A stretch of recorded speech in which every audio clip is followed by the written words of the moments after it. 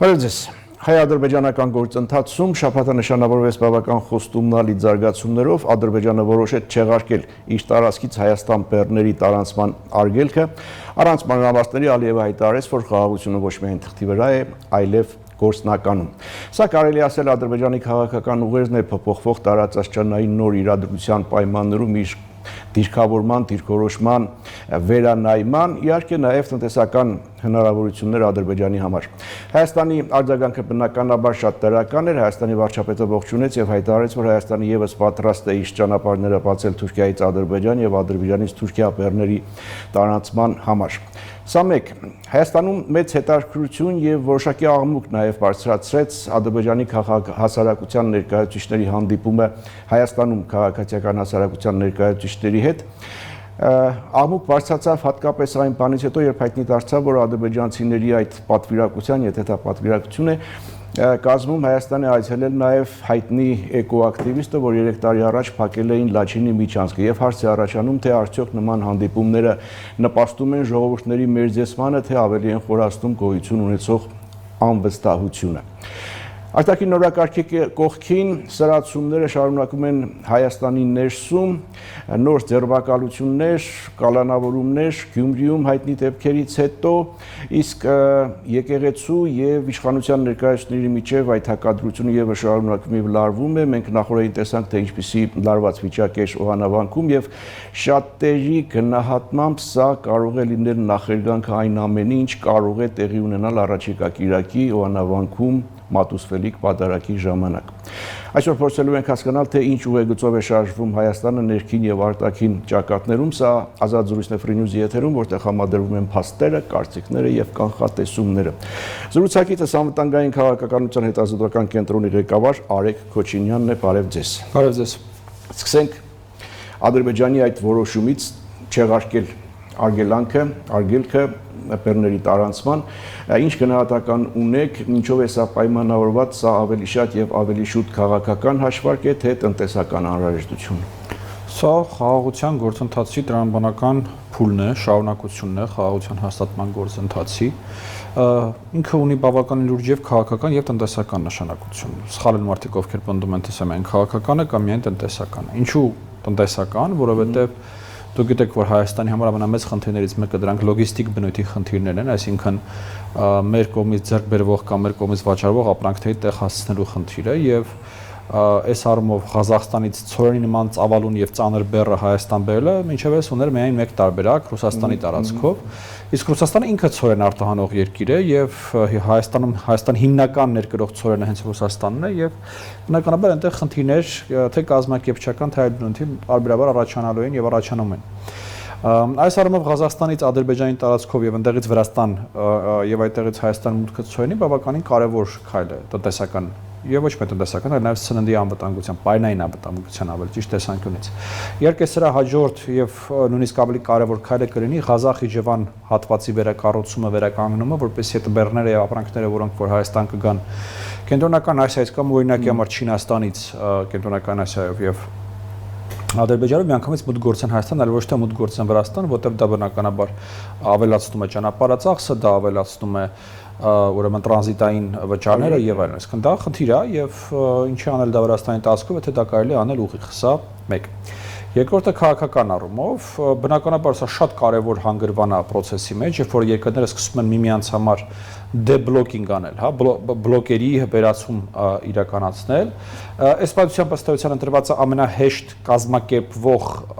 ձևաչափը, ինչպես նշեցի Վրաստանի տարածքով, բայց իրականում շատ թեթև լոգիստիկ միջոցառումներ իրականացնելու պարագայում Ղազախ-Իջևան հատվածում հնարավոր է հենց ուղիղ կոմունիկացիան վերջապես վերաբացել։ Ես ակնկալում եմ, որ առաջին շրջանում դա հնարավոր անել երրորդ երկրների քաղաքացիների ծառայություններից օգտվելով, այսինքն ոչ թե օրինակ ադրբեջանական բեռնատարները կամ հայկական բեռնատարները միմյանց մոտ գնան, այլ հենց ղազախական օրինակի համար, հա, վարորդներով եւ բեռնատարներով այդ ամեն ինչը դեռևս տեղի ունենա եւ նույն բանը իրականում կարող լինի նաեւ երկաթգծի հետ կապված, որտեղ նորից հյուսիսում հատվածը բավականին կարճ է, որ անհրաժեշտ է վերակառուցել եւ միացնել իրար հայկական ու ադրբեջանական երկաթգծերը։ Իդեպ, ստեղ մա շատ հետաքրքիր նրբություն կա, երբ որ մենք խոսում ենք թրիփից, դուք գիտեք, դա հարավով գնացող այդ ճանապարհն է, Արաքսի հովտով եւ ադրբեջանցիները իրանց երկաթգիծը, որ հիմա վերակառուցում են Արաքսի հովտով եւ մոտեցնում են Հայաստանի սահմանին, լավագույն դեպքում իրանք կհասնեն Հայաստանի սահմանին եկող տարվա կես։ Դա իրանց մոտ եղած սպայն պաշտոնական հայտարարություններ են։ Մենք մեր կողմից երկաթգիծը կարող ենք սկսենք սարքել, եւ իրանք կբերեն կհասնեն մեր սահմանին, որովհետեւ երկաթգիծ կառուցելու համար անհրաժեշտ է երկաթգիծ։ Այդ ռելս դնող սարքը աշխատում է երկաթգծի վրայից, հա։ Այսինքն սա տևելու է 1.5 տարի ենք հասնել են մեր սահման։ Մենք լավագույն դեպքում 2.5 տարում, 3 տարում կառուցենք մեր հատվածը։ Դու դա պետք է մտնի Նախիջևան։ Նախիջևանում մեր սահմանից մինչև իրանց մոտապես 10 կիլոմետր ընդհանրապես չկա, իսկ բուն Նախիջևանում պետք է մոդեռնիզացվի երկաթգիծը, որտեղ 30 տարուց ավելի չի օգտագործվել։ Հիմա ես ինչ եմ մտածում, միգուցե իմաստ ունի հյուսիսով այդ կարճ հատվածը վերանորոգել, միացնել իրար երկաթգծերը եւ ադրբեջանցիներին հնարավորություն տալ Հայաստանի տարածքով հյուսիսով գալ Երևանով երասխով մտնել Նախիջևան, եթե երասխ-Սարդարակ հատվածներ ենք վերանորոգում, որը նույնպես շատ կարճ է, ու այս կողմից էլ սկսել վերանորոգումը։ Իսկ մենք թրիփը սկսենք կառուցել երկու կողմից, ինչը կնշանակի երկու անգամ ավելի արագ այդ ենթակառուցվածքները բացվեն։ Ընդհանրապես Իսկ այն ինչ որ մտածում եք դուք ընդհանրապես հիմա առաջարկում եք եւ իսկ տեղեկություն ունեք կամ փոխանցել եք իշխանությանը, կառավարությանը այս հարցը, այս տարբերակը քննարկում եք, թե չէ՞։ Սրանք, գիտեք, մշտական կոնսուլտացիաներ են, որոնք որ եւ ադրբեջանական կողմի հետ եւ Հայաստանի իշխանությունների հետ եւ այլ օրինակի համար երրորդ երկրների, որոնք որ եւ ուժային կենտրոնների, որոնք որ հետաքրքրված են այս բոլոր գործընթացները, որովհետեւ Միացյալ Նահանգները, որը որ Թրոփի անմիջական մասնակիցն է, Եվրոպական միությունը, որը ըստ էության բավականին լուրջ հետաքրքրություն է ցուցաբերում այս հարցերին մասնակցելու, կան այլ պետություններ գլոբալ հարավից, որոնք որ հետաքրքրված են այս հարցերով։ Այսինքն մենք ձեր հետ պետք է ֆիքսենք, որ հարավային Կովկասում բավականին լուրջ վերադասավորումներ են տեղի ունենում, եւ այդ վերադասավորումների մեջ ամենամեծ հետաքրքրությունը միջազգային հանրության համար ներկայացնում է հենց կոմունիկացիաների հարցը, որովհետեւ ինչ-ինչ աշխարհակահական գործընթացների պատճառով Ռուսաստան-Ուկրաինա պատերազմ, Իսրայել-Պաղեստին պատերազմ, գոյություն ունեցող առևտրային ճանապարհները, թե ցամաքային, թե ծովային, կարիք ունեն դիվերսիֆիկացիայի, կարիք ունեն այլընտրանքների։ Եվ հենց այս սրանով ապահովված է այսքան խոսակցություն, որ կա, չէ, միջին միջանցք, մեկ գոտի, մեկ ճանապարհ, Սև ծովի գլոբալ դարպասներ, այս բոլոր նախագծերը անցնում են այսպես թե այնպես հարավային Կովկասով։ Մեր ամենամեծ խնդիրը որպես պետություն անել դա այնպես, որպես այդ ամեն ինչ անցնի Հայաստանով։ Ոչ թե մենք եւս մեկ անգամ մնանք բոլոր հնարավոր նախագծերից դուրս։ 30 տարի մնացել ենք, էլի։ Իսկ այս փոփոխությունները, որ կատարվում են եւ կոմունիկացիաների համար պայքարը եւ այս բացվող ճանապարհները հիմա թեկուզ այս տարբերակով, արդյոք նշանակում են Ռուսաստանի ազդեցության թուլացում։ Միանշանակ։ Ընդհանրապես, եկեք մի քանի մեծություն ձեր հետ ֆիքսենք։ Առաջինը, ինչքան հարավային Կովկասում խաղաղությունը, բարիդրացիությունը, տնտեսական ինտեգրացիան խորանում է, այնքան Ռուսաստանի ազդեցությունը նվազում է, որտեղ Ռուսաստանի ազդեցությունը հարավային Կովկասում բազային առումով հիմնված էր երկու կոնֆլիկտի վրա։ Մեկը հայ-ադրբեջանական կոնֆլիկտը, մեկը ներվրացական կոնֆլիկտը, Օսեթիա, Աբխազիա եւ Եվ ընդորում հիմնականը, որովհետև ինքը իր մասշտաբներով, բանով անհամեմատ ավելի մեծ է, քան ներվրացականը, դա հայ-ադրբեջանականն է բնականաբար։ Ինչքան այստեղ խաղաղության process-ը խորանում է, այնքան Ռուսաստանի խարիսխներից մեկը հարավային Կովկասում թուլանում է։ Մյուս կողմից, քանի որ հայ-ադրբեջանական կարգավորումը նշանակում է նաև հայ-թուրքական կարգավորում, դա էլ մեկ այլ արտաքին կոնտուրով, այսպես ասած, Ռուսաստանի կարևորագույն ազդեցության գործիքն է, որը ի դեպ ոչ թե օրինակ 70 տարվա, 30 տարվա գործիք է, 100-ամյակների գործիք է։ Հասկանալի է։ Այսինքն միանշանակ է։ Երկրորդ կարևոր բաղադրիչը այս ենթակառուցվածքները, ճանապարհները, որոնց մասին մենք ձեզ խոսում ենք, ներկայումս դրանք անցնում են Ռուսաստանի տարածքով։ Այո, դրանք հիմա բլոկավորված են, որովհետև ամբողջ արևմտյան սահմանը Ռուսաստանի փակ է Եվրոպական միության հետ, բայց այդ տրանսսիբիրյան երկաթգիծ եւ այդ ամեն ինչն է եղել Չինաստանը, Արևելքը, Արևմուտքին կապող ցամաքային հիմնական ճանապարհը։ Եվ եթե ստեղծվում են դրան այլընտրանքներ, դա նույնպես Ռուսաստանի համար շահավետ տարբերակներ չեն։ Այսինքն մենք մի իրավիճակի ենք բախվում, երբ որ Ռուսաստանի համար այս բոլոր կարգավորումները վատ են։ Ոչ թե նրա համար, որտեղ չգիտեմ, ռուսները վատն են, մյուսները լավն են, ես նման կատեգորիաներով չեմ մտածում։ Ես ասում եմ, որ այս ամեն ինչը չի ելնում Ռուսաստանի շահերից, եւ մենք դա պետք է բնականաբար հաշվի առնենք։ Բայց հետաքրքիր է, որ օգոստոսի 8-ի պայմանավորվածությունների մասին խոսելիս Ռուսաստանի դեսպանը Հայաստանում մոտավորապես այսպիսի մի բան է հայտարարում, որտեղ էր, որ այդ պայմանավորվածությունների թեման քննարկվում է հայկական կողմի հետ, ասում է Վաշինգտոնում համաձայնեցված տրանսպորտային նախագիծը քննարկվում է բարձր մակարդակի երկխոսության շրջանակում, ամեն դեպքում այդ թեման չի կարող չբարձրացվել։ Ես այստեղ կհիշեցնեմ Հայաստանի ղեկավարության հայտարարությունները, որ այդ հարցը քննարկվում է միայն Միացյալ Նահանգների հետ, բայց թեման կարևոր է եւ այն իհարկե չի կարող չարծացվել մեր երկխոսության շրջանակներում։ Այսինքն հետաքրքրությունը բնականաբար հետաքրքրությունը կա, ասում եմ ավելին, ոչ միայն կա հետաքրքրություն, այլ նաև կա մեծագույն ցանկություն հակազդելու այդ ամեն ինչին։ Հիմա որը պետք է լինի Հայաստանի դերակատարությունը, ես չեմ կարծում, որ մենք պետք է մեր արժեվ խնդիր դնենք Ռուսաստանի հետ առճակատման գնալ։ Հակառակը, մենք պետք է մեր արժեվ խնդիր դնենք բոլոր հնարավոր գործընկերների հետ աշխատել, համագործակցել եւ բնականաբար հենվել Հայաստանի Հանրապետության ազգային շահերի եւ հետաքրքրությունների վրա, սա է խնդիրը։ Ուղղակի այստեղ մեկ այլ հարց կա, երևի թե ինչ-որ չափով ավելի շատ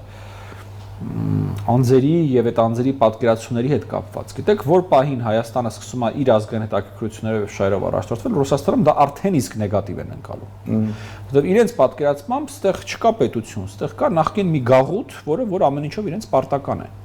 Հենց դա է խնդիրը, հասկանում եք, որ մենք այն ինչ որ մենք ասում ենք եւ անում ենք, դա հակառուսականություն չի։ Դա հայաստանակենտրոնություն է, բայց հայաստանակենտրոնությունը իրենք ընկալում են որպես հակառուսականություն։ Այդպես եղել է, սովոր են տեսել հազիվ շատ ճանապարհ պիտի անցնել, որպեսզի այդ բանը հնարավոր լինի։ Իսկ այն, որ ինչ կատարվում է Հայաստանի ու Ադրբեջանի միջև իշ ճանապարհները բացել, Ադրբեջանը բացում է, մենք ասում ենք, որ տեխնիկապես ենք պատրաստ եւ այլն, սա ինչ ազդեցություն կունենա հայ-թուրքական սահմանի բացման վրա, ինչ որ լիցք արագացնելու, այդ սահմանը բացելու։ Կարող է դա դրական ազդեցություն ունենալ։ Իրականում այս պայծրությամբ Հայաստանի եւ Թուրքիայի միջև ես չեմ տեսնում, որ որևէ հարց կա, որևէ քննարկման անգամ թեմա կա։ Ըստ էության թուրքական կողմի վերջին դիտարկումը եղել է այն, որ պահին այլևս Ադրբեջանից կարմիր լույս չլինի այս հարցին, իրենք պատրաստ են առաջ շարժվել։ Իսկ թուրքական կողմից որևէ նախապայման այս հարցերի վերաբերյալ չկա։ Նախապայման կա ըստ էության ադրբեջանական կողմից։ Հիմա ինչ անում Ադրբեջանը։ Ադրբեջանը ընկալում է, որ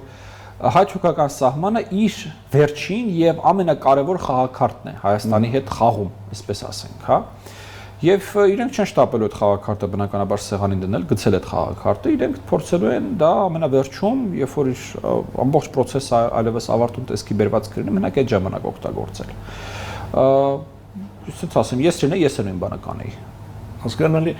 Մեկ հարց է սրա հետ կապված Ադրբեջանի այս որոշման մենք քննարկեցինք եւ տնտեսական եւ քաղաքական ասպեկտները, իսկ սա կարծում եք սա Ադրբեջանի ինքնուրույն գիտակցված որոշումն էր, որ իշխանության օրակարգի շուրջ պետք է դման քայլ անել, թե այդուամենայնիվ ճնշումներ կային, այդ ճնշումների արդյունքն այո որպես։ Գիտեք, ես կուզեմ, որ մենք չգերագնահատենք ճնշումների, հատկապես երբ որ այդ ճնշումները վերաբերվում են միջազգային հանրությանը, չգիտեմ, մեր արևմտյան գործընկերներին հնարավոր ազդեցությունը։ Վերջին տարիներին Ադրբեջանը բազմից ապացուցել, որ շատ հաճախ ճնշումներն իր վրա ունենում են հակադարձ էֆեկտ։ Ես ուզում եմ հիշեցնել, որ Լաչինի Միջանցքը բլոկադայի էր ենթարկված Եվրոպական միությունից, Միացյալ Նահանգներից ճնշումներ էին լինում։ Ես ուզում եմ հիշեցնել, որ փոխպետ քարտուղար Յուրի Կիմը Միացյալ Նահանգների մատով էսպես սեղանին էր խփում եւ ասում էր, հենց հիմա պետքա բացվի Լաչինի Միջանցքը, մենք ենք դա ասում։ Դրանից մի շաբաթ հետո էլ չէ, ավելի կարճ ժամանակ անց սկսվեց 23 ժամյա այդ ահաբեկչական գործողությունը Արցախահայության դեմ եւ էթնիկ զտումը Արցախի։ Այսինքն եկեք դա ֆիքսենք մենք մեր համար, էլի, որ շատ հաճախ եմ ես տեսնում, որ հատկապես Սփյուռքում ինչ-ինչ այսպես, գիտեք, իրական քաղաքականության հետ առերեսվելու ուժ չունեցող մարդկանց սրտերում եւ մտքերում հաճախ կա Ադրբեջան գնանք ամերիկացիներին, եվրոպացիներին բերենք ադրբեջանցիներին ինչ-որ բան ստիպեն։ Մինչեւ այս պահը մենք չենք տեսել նման արդյունք։ Ասեմ դες ավելին ըստ էության Ռուսաստանի եւ Ադրբեջանի առճակատումները հիմնականում կապված են իմ ընկալման բառնվազն նաեւ նրա հետ, որ Ադրբեջանի եւ Ռուսաստանի միջեւ եղել են որոշակի պայմանավորվածություններ, օրինակ, որ ռուսական կոնտինգենտը դուրս է գալիս Ղարաբաղից իր ժամկետից ավելի շուտ եւ դրա դիմաց Ադրբեջանը ինչ-որ բան է խոստացել Ռուսաստանին։ Օրինակ իմ կարծիքով կոմունիկացիայի անցնող տարիների փորձը ցույց էր տալիս, որ այդ խոստումը եղել այն, որ կոմունիկացիաների թեման չի առաջ գնալու առանց ռուսների, առնվազն մինիմալ ինչ-որ բան, բայց հետո դա գնաց առաջ առանց ռուսների։ Եվ սկսվեց այս էսկալացիան Ադրբեջանի եւ Ռուսաստանի միջև։ Բայց Ադրբեջանը կարծես թե դա կարողացավ մարսել, որովհետեւ մենք տեսանք, որ եղավ Պուտին-Ալիև հանդիպումը, գրկախառնություն։ Եկան ինչ-որ կարգավորման, հա բնական է, մակարդակը հարաբերությունների այլևս երբեք չի լինելու այնպեսին ինչպեսին որ նախկինում էր։ Դա երևում է, դա տեսանելի է։ բայց համենայն դեպս այն կրիզիսները ոնց որ այլևս չկա, որը որ կա, ճգնաժամը հարաբերությունների մեջ, որը որ կա, այլևս չկա։ Այսինքն ես ու սա վերաբերվում է ոչ միայն Ադրբեջանին, սա վերաբերվում է Թուրքիային, սա վերաբերվում է Իրանին, սա վերաբերվում է Ռուսաստանին։ Մենք մեր հարաբերությունների մեջ պետք է մոռանանք շատ ճակերտավոր կներեք հազար անգամ տղա բերելու ուրեմն ձևաչափը, հա չի աշխատում դա, այսօրվա աշխարհում դա չի աշխատում։ Մանավանդ, նենց էլ չի որ մի հատ տղա կամ մեջներից կանգնած, որը որ գալու է մեր հարցերը լուծի, էլի։ Հասկանալի է։ Հիմա հասնենք հաջորդ թեմային, արդեն ադրբեջանցի եւ հայ քաղաքացիական ներկայացուցիչների հանդիպում Երևանում, որի շուրջ հետաքրքրություն առաջացավ եւ նաեւ որը աղմուկ բարձրացեց, ես արդեն նշեցի ինչ պատճառով։ Դուք մասնակցել եք այդ հանդիպմանը։ Ինչ մթնոլորտ էր, ինչ թեմաների շուրջ զրուցեցիք։ Փոքր դատարից հետո շարունակենք։ Կվերադառնանք վարքյաններ անց։ Իջեցնեմ սա Ազատ Ռուսեֆրի նյուզի եթերում, ես զրուցում եմ անվտանգային քաղաքականության հետազոտական կենտրոնի ղեկավար Արեգ Քոչինյանի հետ։ Պարոն Քոչինյան, մենք հասանք հայ եւ ադրբեջանցի քաղաքացիական ներկայացուցիչների հանդիպմանը։ Ինչ մթնոլորտ էր ընդհանրապես հանդիպման ժամանակ եւ ինչ հարցեր էիք քննարկում։ Նախ զորություն տվեցավ մի քանի խոսքով ներկայացնեմ ֆորմատը եւ ինչպես է այն ծագել։ Գաղափարը եղել է հայ եւ ադրբեջանցի փորձագետների մակարդակով, որտեղ մենք բազմիցս ենք հանդիպում, շատ ենք հանդիպում, բազմիցս ենք հանդիպել։ Հիմնականում մեր հանդիպումները տեղի են ունենում երրորդ երկրներում, մայրաքաղաքներում, միջնորդների, ֆասիլիտատորների ներկայությամբ եւ մասնակցությամբ։ Սա տևել է տարիներ ըստեյության։ Սա ինչ որ տենց մեծ գաղտնիք չէ եւ միայն Հայաստանի ու Ադրբեջանի վերաբերող բան չէ, աշխարհի բոլոր կոնֆլիկտների միջև նման հարթակներում նման ուրեմն կոնտակտներ փորձարկվում է ձևավորել, սա կոչվում է թրեք 2 դիվանագիտություն։ Եվ ինչ որ պայծ սկսած այդ գաղափարը սկսեց հասունանալ, որ ժամանակն է անել սա ուղիղ, առանց միջնորդների, առանց մեթոդաբանների, եթե կուզեք, եւ անել միմյանց մոտ։ Այդ գաղափարով մենք մոտեցանք երկու երկրներում ղեկավարության իշխանություններին, պատկան մարմիններին, այդ գաղափարը ստացավ աջակցություն եւ այս հանդիպումը հնարավոր դարձավ։ Սա առաջին անգամ է պատմության մեջ, երբ որ երկու երկրների քաղաքացիական եւ փորձագիտական համայնքի ներկայացուցիչները իրենց իշխանությունների աջակցությամբ հանդիպում են ունենում միմյանց տարածքում, միմյանց մայրաքաղաքներում։ Ավելին ադրբեջանական պատվիրակությունը եկել է ուղիղ Բաքվից Երևան,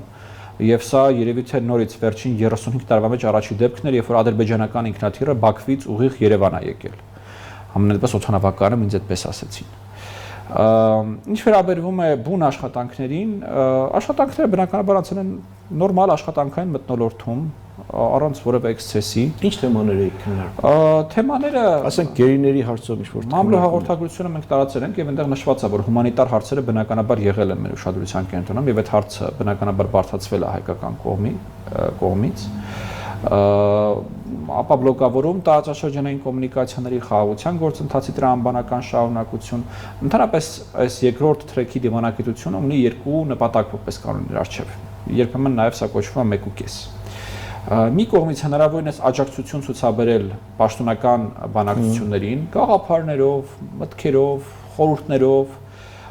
որտեղ գիտեք հաճախ լինում է, որ բանակցությունների ժամանակ հնարավոր չի լինում նոր գաղափարը միանգամից բերել սեղանի շուրջ, որտեղ դա կարող է խնդիրներ առաջացնել եւ դա երբեմն հնարավոր է փորձարկել այս հարթակներում։ Սա մեկ։ Եվ երկրորդը նաեւ կարեւոր է աշխատանքը հասարակությունների հետ։ Գիտեք, 30 տարվա ընթացքում մեր հասարակությունները իրարից այնքան են օտարացել, իրար նկատմամբ այնքան են թշնամացել, երկու երկրներում էլ հակառակ կողմի նկատմամբ տեղի է ունեցել ապամարտկայնացման գործընթաց, դեհյումանիզացիայի գործընթաց։ Ու նորից սա էլ ինչ-որ տենց ունիկալ կամ նորություն չէ։ Տարիների ընթացքում նման բաներ տեղի ունենում տարբեր կոնֆլիկտների հետ կապված։ Այս համատեքստում օրինակ խոսք գնաց այն մասին, որ Ադրբեջանում այդ թշնամական վերաբերմունքը, չգիտեմ, հայ ատյատությունը պետական մակարդակով այսօր էլ կա եւ շարունակվում է դպրոցներում եւ այլն եւ այլն։ Ես չեմ ուզում մենք, որտեղ ինքը ամեն դեպքում փակ խոսակցություն է, ոչ թե հրապարակային խոսակցություն է, բայց ես ձեզ ուզում եմ վստահեցնել, որ չկա այնպիսի թեմա, որը որ մեր հասարակությանը հուզում է եւ մեր հասարակության համար խնդրահարույց է եւ այնտեղ չի բարձրացվել եւ հակառակը չկա թեմա, որը որ ադրբեջանական հասարակությանն է հուզում եւ ադրբեջանական կողմը չի բարձրացրել։ Այսինքն, չգիտեմ, ինչի մարդկանց մոտ տպավորություն է, թե իրենք ավելի շատ են այս հասարակության ուրեմն պատկանում, քան մենք։ Մենք այս հասարակության մասնիկն ենք եւ բնականաբար բոլոր այն խնդիրները, որոնք որ մեր հասարակությանը հուզում են, մեր կողմի ներկայացուցիչները բնականաբար այսպես թե այնպես բարձրացնում են։ Հարցը դա չի։ Հարցը մեկ այլ բան է։ Տեսեք, նորից եմ ուզում կրկնել, որ շատ կարևոր է մենք սկսենք մտածել այդ ուղղությամբ, հասարակությունների խաղաղության պատրաստելու ուղղությամբ։ Ու սա պետք է լինի երկկողմանի գործընթաց։ Սա չպետք է լինի միայն Հայաստանում կամ միայն Ադրբեջանում։ Երկու երկրներում էլ այս ուղղությամբ աշխատանք է պետք, որովհետև կա նեղ խաղաղություն հասկացություն, որը որ խաղաղության համաձայնագրի ստորագրումն է, չգիտեմ, միմյանց վրա չկրակելն է եւ այլն, եւ կա ընդհանրցակ կամ համապարփակ խաղաղություն հասկացություն, որը որ ավելի շատ վերաբերվում է հասարակությունների միջև հարաբերությունների վերականգնմանը, տնտեսական, սոցիալական կապերի վերականգնմանը, ենթակառուցվածքների ստեղծմանը եւ այլն եւ այլն։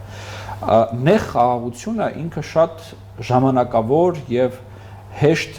հետադարձվող, այսպես ասենք, ֆենոմեն է, համեմատած ընդհանրցակ եւ համապարփակ խաղաղության հետ։ Եվ ես կարծում եմ, որ մենք եւ Ադրբեջանը պետք է ձգտի համապարփակ խաղաղության կառուցման ճանապարհով գնալու։ Իսկ ինչ կասեք այդ բարձրացած աղմուկի մասին, դրան ինչպես եք վերաբերում կապված այն անձի հետ, էկոակտիվիստի հետ, որ 3 տարի առաջ մասնակցել է այդ ակցիային, փակել են Լաչինի միջանցքը, նրա այցելությունը եւ այդ օրակարգը ինչ որ քննարկում եք, իրար հետ համադրվում են։ Շատ լավ։ Ես ձեր հարցին կպատասխանեմ անձերի, հասարակությունների եւ պետությունների մակարդակով։ Տեսեք, անձերի մակարդակով հայկական կողմը որոշել է իր կազմը, ադրբեջանական կողմը որոշել է իր կազմը։ Մենք որևէ կերպ իրար հետ չենք քննարկել մասնակիցների կազմերը։ Տարբեր մոտեցումներ ստեղ կարող են լինել, թե որը կլներ ավելի ճիշտ, բայց իրավիճակը դա է եղել։ Հայկական կողմը որոշել է իր կազմը, Ադրբեջանը մենք իմացել ենք միմյանց կազմերը նախապես բնականաբար, բայց որոշել ենք, որ չենք քննարկում միմյանց հետ միմյանց կազմերը։ Սա առաջին։ Հասարակությունների մակարդակով։ Տեսեք, ամենահաճախ հնչող քննադատություններից մեկը վերաբերվում է նրան, որ ինչ քաղաքասարակություն Ադրբեջանում, ով որ քաղաքասարակությունը նստած է բանտում, ով որ քաղաքասարակություն չի շարժվում է, ինչու մեկի ներկայացուցիչներ։ Նախագահական եւ այլն եւ այլն։ Իշխանություն չկա եւ այդ մարդիկ որ դա են ասում, դրա հաջորդ քայլ, այսինքն չխոսանք, չհարաբերվենք, չաշխատենք։ Դե իրենց քաղաքասարակությունն էլ դա է, հիմա ինչ է։ Հենց այդ եմ ասում, չկա այլ քաղաքասարակություն Ադրբեջանում, քան դա։ Իմ նպատակը Ադրբեջանում մարդու պաշտպանությամբ կամ ժողովրդավարական ինստիտուտների կայացմամբ զբաղվելը չէ։ Եվ ես պիտեսակ, ասենց ասեմ, իրոնիայով եմ վերաբերվում մարդկանց, ովքեր որ այդ նման բաներ են ասում, փաստորեն ստացվում է իրանց նպատակը դա անելն է։ Իմ նպատակը աշխատելն է նրա հետ որ կա կառուցելու համար այս երկու երկրների միջև խաղաղություն այնքան ինչքան որ դա հնարավոր է, այնքան ինչքան որ ուժը դա կների։ Սա երկու եւ երրորդը այդ նույն խոսակցությունը որ կա Ադրբեջանում քաղաքասարակության նկատմամբ, ես մենք կարանք մեծացնենք Ադրբեջանի նկատմամբ։ Հայաստանում կարան շատ տեղին քննադատություններ լինեն Ադրբեջանում խոսեցվող, արվող, տարբեր բաների նկատմամբ, հա։ Չկա այլ Ադրբեջան։ Մեր ունեցած հարևան Ադրբեջանը դա է։ Ես սա այս երկու օր անընդհատ ասում եմ, եթե ես ոսկե ձկնիկ բռնեմ, ես Հայաստան առաջին ցանկությունս դա է լինելու, որ Հայաստանը տեղափոխենք ստեղից, տանենք փոկենք ստենց, տանենք դնենք Բելգիայի եւ Նիդերլանդների արանքը մի հատ հարմար տեղ, հանգիստ մեր համար ապրենք։ Բայց չկա այդ ոսկե ձկնիկը։ Հայաստանն ապրում է Ադրբեջանի եւ Թուրքիայի միջև։ Ու մենք չենք կարող փոխենք ոչ Ադրբեջանը, ոչ Թուրքիան։ Մենք կարանք փորձենք աշխատենք այդ մարդկանց հետ։ Հիմա գիտեք, այսպես ոտը ոտին գցել, ասել դե ես լուրջ իրավապաշտպան եմ, այնտեղ լուրջ իրավապաշտպան չկա, ես իրանց հետ ինչ խոսամ, դրանք ով են, որ ես դրանց հետ խոսամ։ Հա եթե դու ապրեիր Ատլանտիկ օվկիանոսի մեջտեղը ու խոսեիր Ադրբեջանի մասին, տեղին կլիներ, բայց դու չես ապրում Ատլանտիկ օվկիանոսի մեջտեղը։ Ես հարցրեցի մթնոլորտի մասին, ուզում եմ էլի շարունակենք այդ թեման, ուզում եմ հասկանալ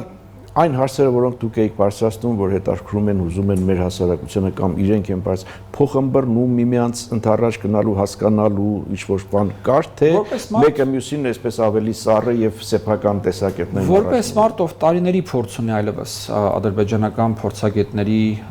եւ քաղաքասարակության հետ շփումների, ես կարող եմ ասել, այս հարցում տենդենսների վրա շեշտը դնել, այսինքն տենդենցիան հստակ դեպի կարգավորումն է, տենդենցիան հստակ դեպի միմյանց ավելի լավ լսելն է եւ իրար հետ աշխատել կարողանալն է։ Եթե օրինակի համար համատեմ վերջին հանդիպումները ոչ միայն Հայաստանում, այլ այլ տեղերում։ Օրինակ 1 տարի, 2 տարի առաջվա հանդիպումների, գիտեք, սարեր ձորերի տարբերություն է։ Մենք ինչպես ենք իրար հետ խոսում, ինչպես ենք իրար հետ վերաբերվում, ինչքանով ենք լուրջ վերաբերվում միմյանց մտահոգություններին, կարիքներին, վախերին, ցանկություններին, Եվ դա բնականաբար առաջին հերթին քաղաքական կոնյունկտուրայի փոփոխությունն է, դա երկրորդ հերթին միմյանց հետ աշխատել սովորելն է։ Ես այսպես կպատասխանեմ ձեր հարցին, որ այս հարցում երևի թե ամենակարևորը process-ներն են, տենդենսներն են, եւ այդ տենդենսները միարժեք որ դեպի դրականն են։ Իսկ հաջորդ հանդիպման պայմանավորվածություն Բաքու մեկնելու այն որ այս հայ-ադրբեջանական ուրեմն հարթակը, եթե կուզեք, քաղաքահասարակությունների եւ փորձագետների պետքա լինի ոչ թե մեկ անգամյա իրադարձություններ շարունակական, դա հստակ է, դրա վերաբերյալ պայմանավորվածությունը կա։ Մնացածը մենք կապի մեջ ենք եւ հնդածս կհրապարակենք։ Փորձագետների մի խումբ հայեր նաև Թուրքիայում նմանատիպ մի հանդիպում է կազմակերպվում այսօր օրին ունեք տեղեկացվածությունից մասին։ Լավ։ Հիմա այս արտաքին օրակարգից կանք ներս։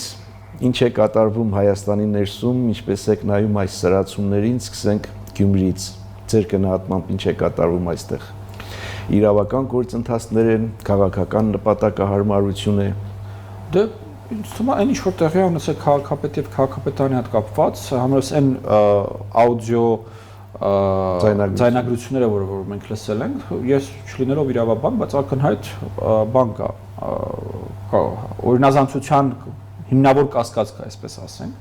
եւ դա միարժեքային իրավական գործընթաց է։ Դրա զուգահեռ պետք է նաեւ ձեր հետ ֆիքսենք, որ անցնող 6 ամիսների ընթացքում բավականին սաստկացել է Հայաստանի դեմ ուղղված հիբրիդային հարվածների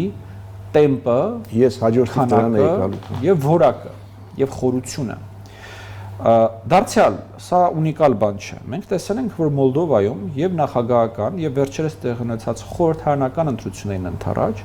տեղի ունեցա շատ հաճախ մոտապեսնին բան, ինչ որ տեղի ունենում Հայաստանում։ Այդ նոր կուսակցությունների ձևավորումը անհասկանալի ֆինանսական հոսքերով, քաղաքահասարակության չար զույգ եղբոր ստեղծումը, որը որ քաղաքահասարակության հետ որևէ կապ չունի։ Տարբեր փորձատուներ չար զույգ եղբոր։ Տեսեք, օրինակ ստեղծում են 40 հատ իրավապաշտպան կազմակերպություն, որոնք որ գոյություն են թղթի վրա, բայց գոյություն չունեն իրականությունում։ Մենք օրինակ Հայաստանում մենք գիտենք, չէ, Հայաստանում իրավապաշտպանները ովքեր են, հասարակական կազմակերպություններ ովքեր են։ Հիմա պատկերացրեք, օրինակ վաղը ինչ որ իրադարձության վերաբերյալ 40 հասարակական կազմակերպություն հայտարարություն տարածեն, ընդ որում դու դրանից ոչ մեկին չեք ճանաչում։ Ընթացքում գրանցել են թղթաբանությունը ձևավորել են այդ չար զույգ եղբորն են ստեղծել քաղաքահասարակությանը, որը որ թղթով քաղաքահասարակություն է, բայց քաղաքահասարակության հետ որևէ կապ չունի, հա։ Այն նմանատիպ բաներ մենք տեսել ենք Մոլդովայում եւ ես վստահ եմ, որ մենք տեսնել ենք նմանատիպ բաներ նաեւ Հայաստանում։ ԶԼՄ-ների հարցը, երբ որ մենք տեսնում ենք, որ Հայաստանում, ինչպես դա տեղի ունեցել Մոլդովայում, ստեղծվում են լրատվականներ, այսպես գեղեցիկ անվանումներով, որոնք որ հստակ ուղղակի, հա, տարածում են ռուսական նարատիվներ եւ չեն տարբերվում օրինակ Սպուտնիկ լրատվականի տարածած նարատիվներից, պրոպագանդիստական այդ նարատիվներից, հա, ռուսական։ Եվ բազմաթիվ քրեաօլիգարխիկ շրջանակների օգտագործումը նույնպես տեսել եղել է Մոլդովայում, լինում է եւ լինելու է Հայաստանում։ Այսինքն այդ հիբրիդային հարվածները սաստկացրել են։ Ինչ պետք է անես այդ կապված Հայաստանը, պետք է արձագանքի։ Բոլոր հնարավոր միջոցներով ես կարծում եմ։ Իդեպ նաև պետք է ֆիքսենք, որ թե Մոլդովայում, թե Ուկրաինայում, թե Բելարուսում, թե Վրաստանում, թե Բալթիկ երկրներում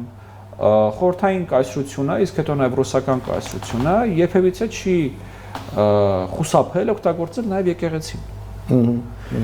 Եվ այս առումով մենք պետք է ձեր հետ արձանագրենք, որ Հայաստանը բացառություն չէ։ Ես կանխելով ձեր երևի թե հաջորդ եւ վերջին հարց եկեղեցու հետ կապված իրավիճակը, ես կփորձեմ բավականին սահմանափակ եւ զուսպ խոսել այս թեմայով, որտեղ այս թեման շատերը թվում նաև ինձ համար բավականին էմոցիոնալ թեմա է։ Ես կարծեմ, որ ես չեմ կարծում, որ ի տարբերություն Մոլդովայի, ի տարբերություն Ուկրաինայի, Հայաստանում կա եկեղեցու հետ կապված ինստիտուցիոնալ խնդիր։ Ես նման բան չեմ կարծում։ Ես կարծում եմ, որ մեր եկեղեցին շատ ավելի առողջ եւ շատ ավելի կայուն ինստիտուտ է, քան իմ նշած երկրներում եկեղեցիներն են։ Ես կարծում եմ, որ մեր եկեղեցում կա մի քանի անձանց հետ կապված ուրեմն խնդիր, որոնք ցավալիորեն բարձրագույն պաշտոններն են զբաղեցնում մեր եկեղեցում, զարմանալիորեն միմյանց բարեկամ են կամ նույն գյուղից են։ Եվ այդ անձանց հետ է կապված խնդիրը հայաստանյաց առաքելական եկեղեցում, այլ ոչ թե խնդիրը հայաստանյաց առաքելական սոփ եկեղեցին է։ Անկեղծ ես ասեմ, ես այս խնդիրների լուծումները ինքս լավ չեմ պատկերացնում, որովհետև բոլոր